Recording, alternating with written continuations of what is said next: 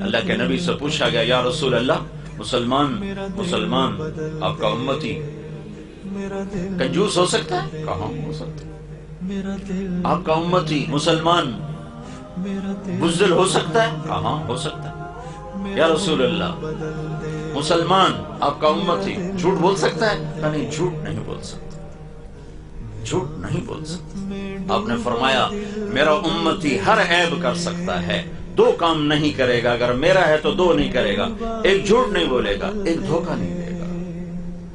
اگر وہ جھوٹ اور دھوکے والا ہے تو میری امت سے خارج ہو گیا ہے۔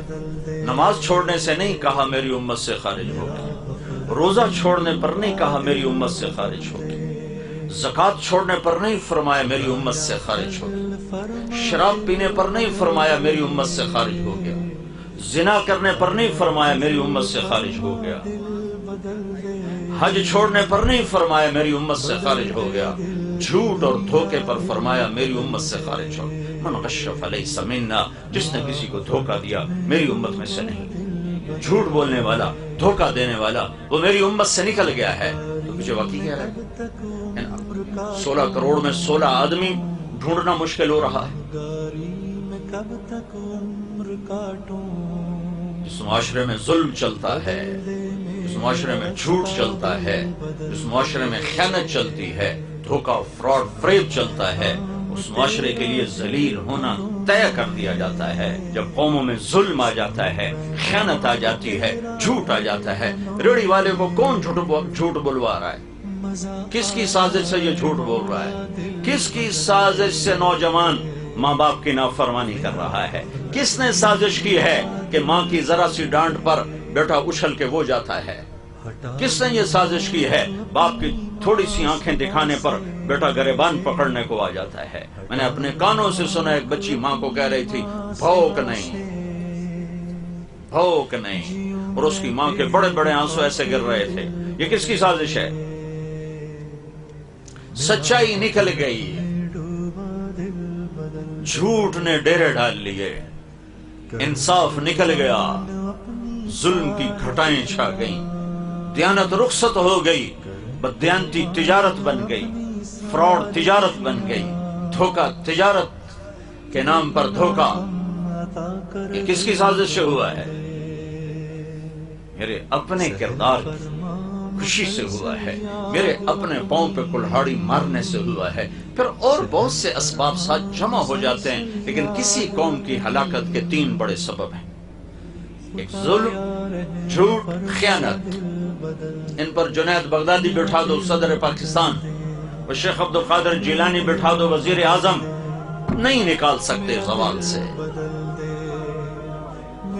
زوال سے اسی وقت نکلیں گے جب توبہ کریں گے۔ تو سب سے پہلے شہید جو ہوئے مسلم بن اوسج، حضرت حسین کے لشکر میں جو سب سے پہلے شہید ہوئے مسلم بن اوسج، کرتے کرتے کرتے ظہر کی نماز کا وقت داخل ہو گیا۔ وقت داخل ہو، آپ نے سورج کو دیکھا تو آپ نے فرمایا ان سے کہو تھوڑی دیر جنگ بند کرو، مجھے نماز پڑھنے دو۔ تو شمر نے کہا نہیں پڑھنے دیں گے، اس میں قتل، تمہاری نماز ہوتی ہی نہیں۔ تو حبیب بن مظاہر نے کہا لعنت ہو تم پر، نماز رسول کی نہیں ہوتی اور تمہاری ہوتی ہے۔ تو جب انہوں نے نماز کے لیے تلوار نہیں روکی تو آپ نے یہ نہیں فرمایا ٹھیک ہے چلو، نہیں، پیغام جا رہا ہے، ٹیلی کاسٹ ہو رہا ہے، جیسے ٹیلی کاسٹ ہو، پیغام جا رہا ہے، آنے والی نسلوں کے لیے پیغام جا رہا ہے، نماز نہیں چھوڑنی۔ زیر خنجر میں یہ پیغام سنایا ہم نے، یہ پیغام دینا فاسٹ والوں کو جو کلاس کے پیچھے نماز چھوڑ دیتے ہیں، جو کیفیٹیریا پہ بیٹھے بیٹھے نماز چھوڑ دیتے ہیں، سوتے سوتے نماز چھوڑ رہے ہیں۔ پیغام دینا ہے کیا؟ کہ آدھے نماز پڑھو آدھے جنگ کرو۔ پیچھے رہ کے آ گئے تھے، 10-15 تو شہید ہو چکے تھے، تو جو باقی بچ گئے تھے ان میں سے آدھوں کو نماز پہ کھڑا کر دیا۔ نہ پڑھتے، میں نے پہلے نہیں سنایا اللہ کے نبی نے کہا میں آ چکا ہوں تمہیں لینے کے لیے، اسی کے لیے تو نماز پڑھی جا رہی ہے۔ کہ نہیں، صرف جنت کے لیے نہیں نماز پڑھی جاتی، اللہ کی خوشنودی کے لیے سجدہ کیا جاتا ہے۔ جنت بعد کی چیز ہے، اللہ پہلے ہے۔ اللہ تجھے پسند ہے سجدہ کرنا، میں کر رہا ہوں، جنت دینا نہ دینا تیری مرضی، تیرے سامنے سر جھکانا میرا کام ہے، میرا کام ہے۔ تیرے سامنے ماتھا ٹیکنا میرا کام ہے. تو اگر صرف جنت کا سودا ہوتا تو نہ پڑھتے. جنت کا نہیں، میرے رب کی پسندیدہ چیز ہے سجدے میں دیکھنا اپنے بندے. تو نے اپنے نبی کو پیغام دی، تیری امت کے بارے میں تجھے راضی کر. ہم بھی تو امتی ہیں نا یار، اور تو سارے ٹائٹل چھین چکے ہیں. تقویٰ بھی چلا گیا، زہد بھی چلا گیا، علم بھی چلا گیا، نیکی بھی چلی گئی، سخاوت بھی چلی گئی، ہر گندگی دامن میں لے کر ہیں بیٹھے ہوئے. لیکن یا اللہ امتی تو ضرور ہے نا، امتی تو ضرور ہے. بلکہ یا اللہ ہمیں تو ایک اور فضیلت بھی ہمارے نبی نے عطا فرمائی. آپ میرے مولا جنت البقیع سے واپس آ رہے تھے، آپ نے فرمایا میں اپنے بھائیوں کو دیکھنا چاہتا ہوں. صحابہ نے عرض کی ہم آپ کے بھائی ہیں. آپ نے فرمایا نہیں، تم میرے ساتھی ہو، میرے بھائی ہو جو مجھے دیکھیں گے نہیں پر مجھ پر ایمان لائیں گے، میرا کلمہ پڑھ کے. اے کریم آقا، اے مالک، میں اپنے بھائی کو جلتا نہیں دیکھ سکتا. آپ کا نبی تو بڑی شان والا ہے، انہوں نے ہمیں اپنا بھائی کہا ہے، وہ یقیناً ہمیں جلتا دیکھ کے بڑے رنجیدہ ہوں گے.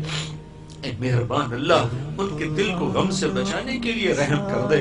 یہ رات کب ختم ہوگی جو 300 سال لمبی ہو گئی؟ کب اس امت کب ہم امن والی زندگی دیکھیں گے؟ کب ہم امن والی زندگی دیکھیں گے؟ کب ہم محبتوں والی زندگی دیکھیں گے؟ اے کریم آقا، ہم تو گندے فقیر ہیں، کوئی زمین عمل ہوتا تجھے واسطہ دیتے، ہمارے پاس کچھ نہیں. ہم تجھے تیرے نبی کے آنسوؤں کا واسطہ دیتے ہیں. ہمارے ہاتھ پہ کرم فرما دے، رحم فرما دے، ہم سے راضی ہو جا. ربنا آتنا فی الدنیا حسنہ وفی الآخرۃ حسنۃ وقنا عذاب النار. وصلی اللہ تعالی علی النبی الکریم. آمین برحمتک.